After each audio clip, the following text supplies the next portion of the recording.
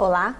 Dando continuidade à série Eleições 2012, hoje nós vamos abordar a propaganda eleitoral no âmbito municipal. Nós recebemos a assessora-chefe da Corregedoria do TRE de Santa Catarina, Renata De Favre. Obrigada, Renata. Bom, Renata, para nós iniciarmos a conversa, o que caracteriza uma propaganda eleitoral? A propaganda eleitoral é a propaganda do candidato com o objetivo de angariar votos para a eleição. Então, é aquela propaganda que ela ocorre só naquele período específico ali que precede a eleição e ela é com foco no candidato, para buscar o voto do eleitor. E é uma propaganda, essa propaganda gratuita também é apenas na época da eleição ou também ela se caracteriza em outras épocas também? Na época de eleição a gente tem a propaganda gratuita em rádio e TV, né, que é o horário eleitoral gratuito e inserções ao longo da programação. Fora do período eleitoral, a gente tem a propaganda política ou propaganda partidária, que é a propaganda dos partidos, né, na disseminação das suas ideias, das suas campanhas, das suas filosofias. Então, é uma propaganda que é em outro período, que não é nesse período eleitoral, ela é até proibida, as duas não acontecem na mesma época. Uma época é só, agora até junho, nós temos a propaganda, podemos ter a propaganda política dos partidos, e a partir de agosto, aí só propaganda de candidato, propaganda para a eleição. E essa propaganda para a eleição, os candidatos, partidos políticos e também as coligações partidárias, eles têm os mesmos direitos e deveres ou cada um é regido por alguma lei? A propaganda de rádio e TV, ela está toda regulamentada em lei e em resolução. Então, todos os partidos ou as coligações, quando são vários partidos agrupados, têm direito a uma parcela desse espaço. Então, a lei determina assim, quanto tempo por dia e que horário essa propaganda vai ser veiculada. E esse tempo, então, é dividido pela quantidade de partidos ou coligações que vão concorrer. E aí o partido recebe, digamos, 1 minuto, 2, 5 minutos por dia. E aí o partido e a coligação distribui entre os seus candidatos. Aí o que a Justiça Eleitoral não interfere assim, se aquele candidato vai aparecer 10 segundos, vai aparecer 15, se vai aparecer só um candidato, isso nós não interferimos. Nós distribuímos o horário para o partido ou para a coligação. E aí aquele tempo o partido organiza com os seus candidatos. E na questão que esse ano é eleição municipal, vereadores, prefeito, como é que funciona? Se pudesse dar um exemplo na prática para quem... assim, o que a legislação prevê, assim, alguns dias são para prefeito e outro para vereador. Então, um dia que é para prefeito, só o prefeito e o vice, a propaganda deles. O dia que é o vereador, como eu disse, então nós vamos dar o tempo para o partido. Então, o partido A, digamos, tem 10 candidatos. Então, nós vamos dar, vamos dizer, 5 minutos para o partido A. Se aquele partido vai distribuir, por exemplo, o mesmo tempo para todos os candidatos todos os dias, ou vai fazer um rodízio, né? Um dia aparece 2 vereadores, no outro dia 2, no outro dia... Isso é interno do partido, a Justiça Eleitoral não interfere. Às vezes isso até é motivo de algumas reclamações, porque o candidato se sente preterido, principalmente quando é coligação, que daí são vários partidos juntos, está aparecendo mais o candidato do outro partido. Nós não interferimos nisso, aí é uma organização interna. Que a Justiça Eleitoral diz, olha, vocês, o partido A, partido B, partido C, cada um tem direito a tanto tempo. Como ele vai usar esse tempo, né, como vai distribuir, aí é interno do partido. O TRE também ele regulamenta as inserções durante o período de propaganda eleitoral, que é na programação, ele também regulamenta? Isso, e também é uma distribuição de tempo, aí esse cálculo do tempo, um terço é igualitário e outro terço é conforme representação na Câmara dos Deputados. E essas inserções são só para prefeito, não para vereador. E aí o que a Justiça Eleitoral distribui, ela pega o tempo do dia, por exemplo, das 8 às 24 horas, distribui isso em 4 horários, porque a gente sabe que tem horário que tem mais audiência, tem horário que tem menos audiência, e aí faz uma distribuição por dia para que nenhum partido seja prejudicado. Então, a distribuição, os partidos não podem dizer, o fulano só está aparecendo no horário nobre, eu só num horário que tem pouca audiência. Não, é feito um rodízio, né, ao longo dos dias para que todos os partidos apareçam da mesma forma para o público. Renata, aqui em São José, ela não é vinculada na TV a propaganda eleitoral pelo fato de não haver uma emissora local. Ele muda um pouco o comportamento do eleitor, até eu estava falando que já tem alguns anos, né? Solicita que seja colocado no ar aqui os candidatos de São José. Mas como vem acontecendo até hoje, muda um pouco o comportamento do candidato também do eleitor? A regra geral é que, assim, a propaganda é onde a emissora está instalada. Então, é da cidade onde a emissora está instalada. Então, se o município não tem emissoras instaladas, ele não tem, em princípio, ele não teria a sua propaganda no horário eleitoral gratuito. Deve sair uma regulamentação aí nos próximas semanas, próximos meses, que regulamente talvez haja algum tipo de possibilidade. A gente ainda não tem conhecimento. Mas aí os candidatos eles têm que usar as outras formas, que são os comícios, o corpo a corpo, né, a visita ao eleitor, porque a gente sabe que realmente a televisão principalmente tem um apelo muito grande, e por mais que algumas pessoas digam que não assisto, é chato, as pessoas assistem sim. Então e as pesquisas dizem que quando começa o horário eleitoral gratuito há uma mudança nas pesquisas, né? Há uma variação, né? Quem está na frente, quem está atrás muda um pouco quando começa o horário eleitoral gratuito. Então, onde não há, então daí é aquela campanha mais à moda antiga, né? Que é na rua, é com folheto, com informativo, então é um outro tipo de campanha, realmente. Você está falando de outras formas de campanha, né? Quando não há na televisão, que é o mais comum, tem o rádio, a forma mais antiga, e nós também temos agora a realidade da internet. Isso, E a legislação, ela é diferente para a internet, por se tratar também ela tem características bem diferentes do rádio, da TV. A internet ela é mais livre, né? Então, assim, as únicas restrições que nós temos hoje com a internet as pessoas jurídicas e a propaganda paga. Então, o candidato ele não pode pagar, por exemplo, a um site de uma empresa qualquer. Ele não pode ir lá e comprar um espaço nesse site. Mas ele pode fazer o site dele, alguém que apoia pode falar desse candidato no seu blog, né? As redes sociais também podem ser utilizadas, mas sem pagamento. Então, não pode pagar para alguém, né, fazer propaganda dele. Essa propaganda tem que ser ou o candidato e o partido criam seus sites, aí não há problema nenhum, né? Ou naturalmente por meio de blogs, por meio de redes sociais, né? As restrições são e obviamente ofensas, conteúdo que seja assim, depreciativo, ofensivo, né? E isso pode ser objeto de alguma ação, de uma representação perante a Justiça Eleitoral. E até recentemente a decisão do Tribunal Superior Eleitoral de proibir que pré-candidatos se manifestem no Twitter até a data de 6 de julho. Isso. Como é que o TRE como é que as pessoas receberam isso? Porque no caso o Twitter é um microblog, uma rede social que é muito utilizada, acho que até os próprios candidatos também, né? A regra é que a propaganda eleitoral ela começa em 6 de julho. Né? Então, o que a legislação diz é que toda forma de propaganda antes de 6 de julho é propaganda vedada. Então, ainda havia uma discussão, né, com relação a isso, que as redes sociais, no caso do Twitter, ela tem os seguidores, a pessoa só acessa se quiser, então é uma coisa um pouco diferente.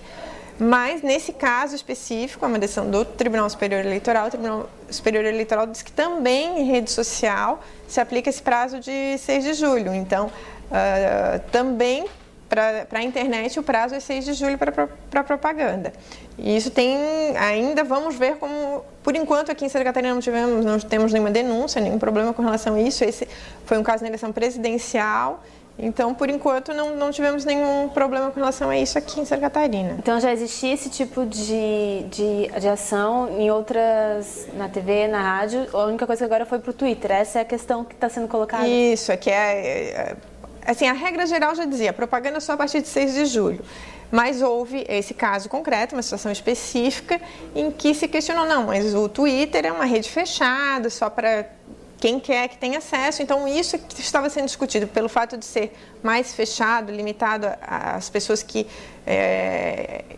voluntariamente vão lá e acessam, se isso caracterizaria a propaganda antecipada. O Tribunal Superior Eleitoral entendeu que sim, que mesmo sendo uma rede, enfim, não é um site de notícia, não é um site assim aberto, mas ele entendeu que também não pode haver pedido de votos antes de 6 de julho.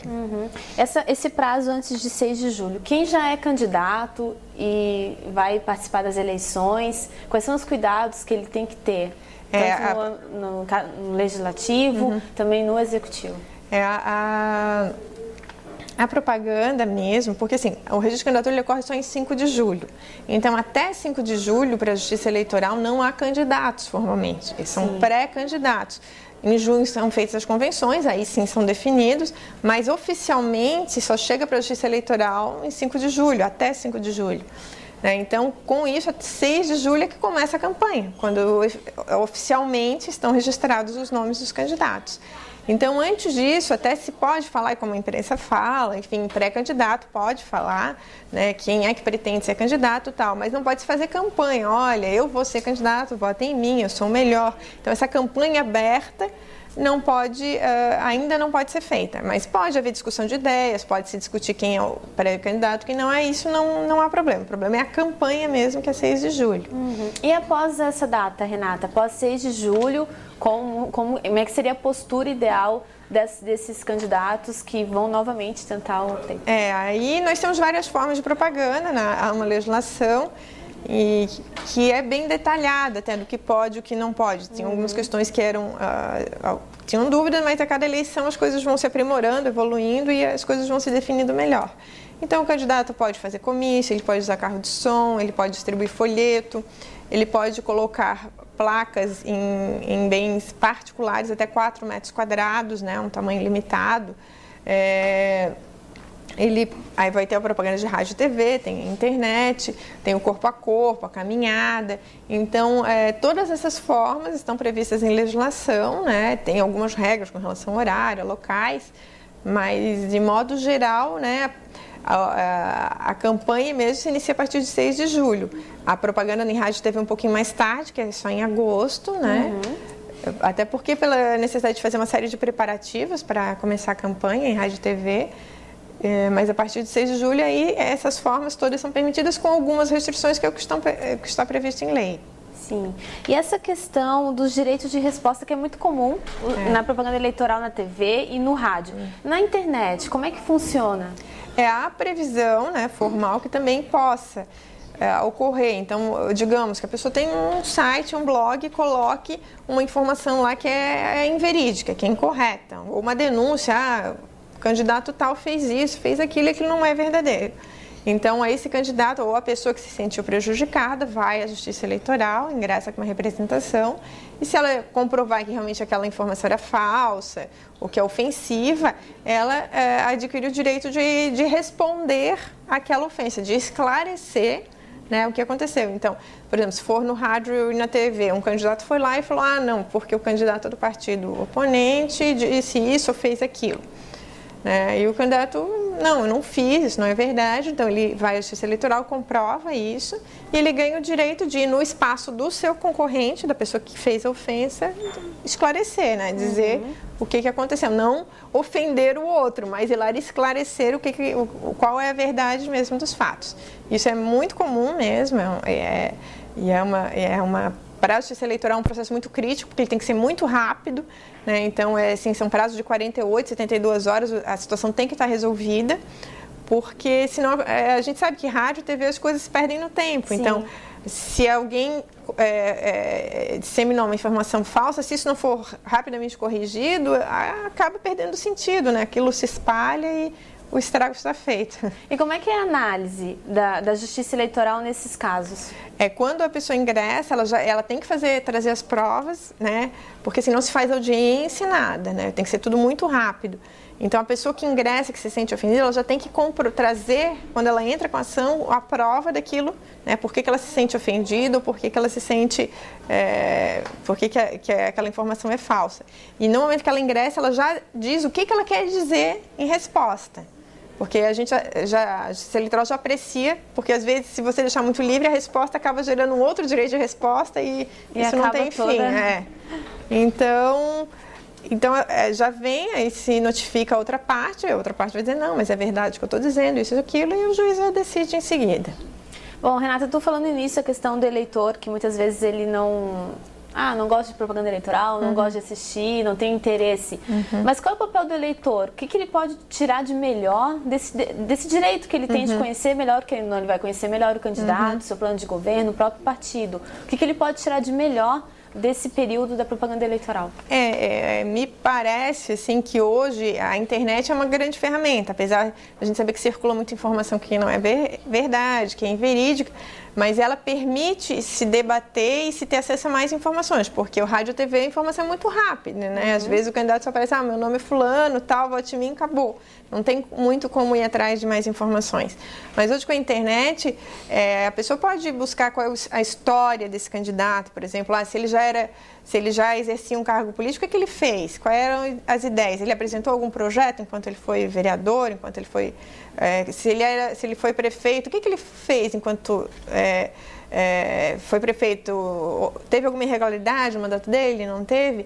Então, nesse sentido, a internet, não só com relação à campanha, mas informações em geral, permite que o eleitor saiba qual é a história daquele candidato, se o que ele está dizendo agora realmente é verdade, né? Ou se, alguns anos atrás, ele já falava outra coisa diferente, agora mudou de ideia. Então, acho nesse sentido, porque a gente sabe que rádio, TV, às vezes não há um espaço muito grande, enfim, pelo formato que tem. Mas o importante é isso, o eleitor se informar, não só via internet, mas às vezes com outras pessoas, com quem conhece, com quem tem confiança, para saber realmente quem é aquele candidato, né? Uhum. E essa questão da propaganda, o que tu poderia exemplificar propaganda eleitoral irregular? O que caracteriza? A propaganda irregular, por exemplo, não pode ter propaganda em locais, em comércio, por exemplo. Dentro de shopping center você não pode ter propaganda, dentro de teatro você não pode ter propaganda, dentro de qualquer tipo de comércio, farmácia, padaria, supermercado, não pode ter propaganda, porque são lugares que as pessoas vão lá com outras finalidades, né? E então não é aquele espaço para propaganda.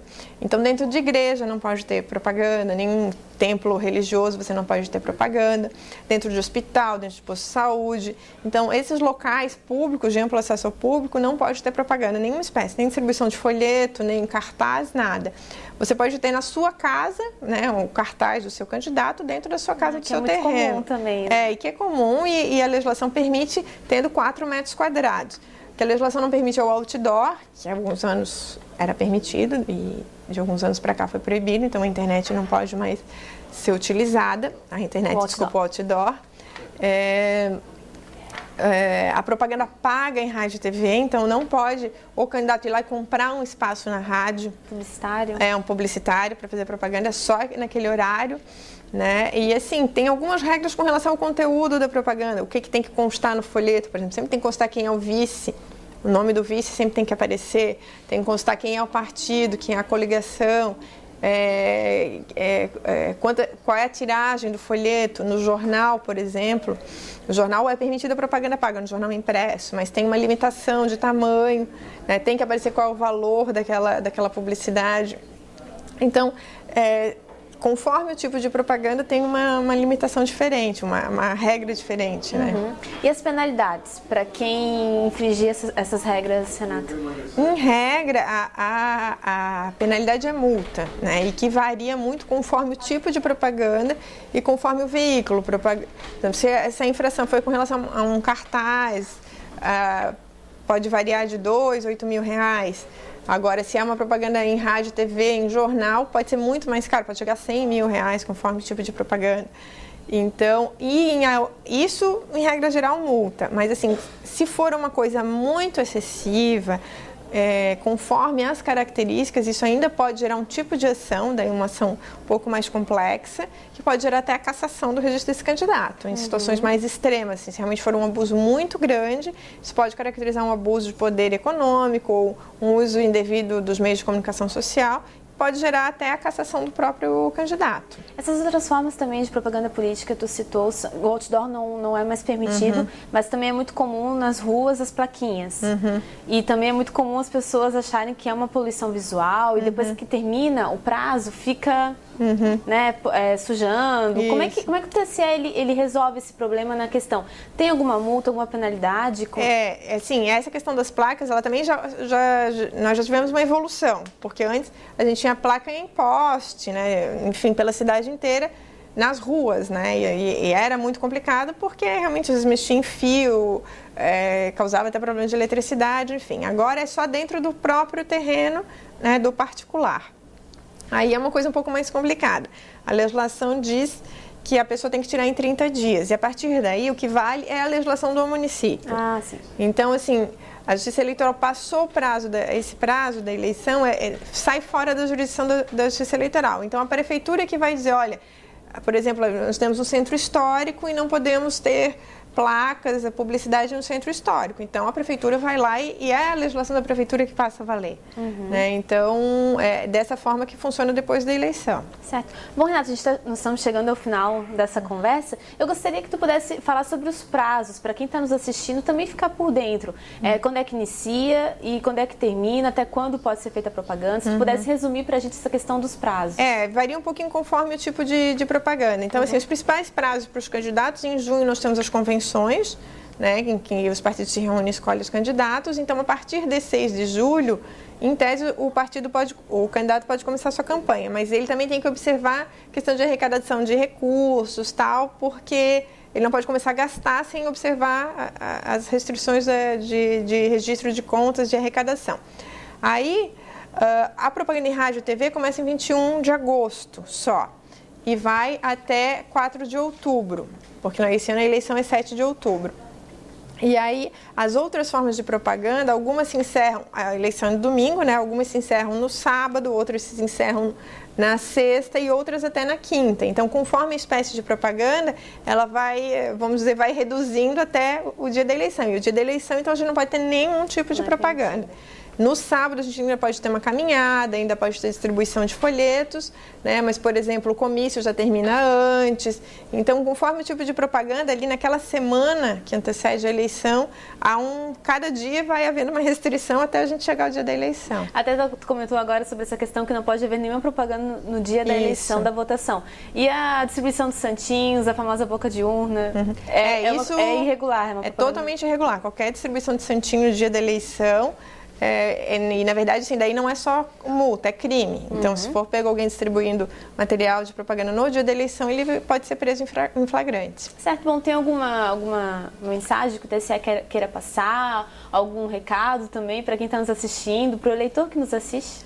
É importante as pessoas saberem o que pode e o que não pode, né? Até porque o eleitor é um grande fiscal da eleição.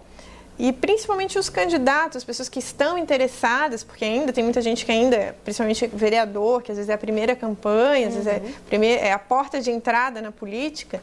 Então, que as pessoas, antes, se elas realmente querem concorrer, elas conheçam a legislação, estudem, né?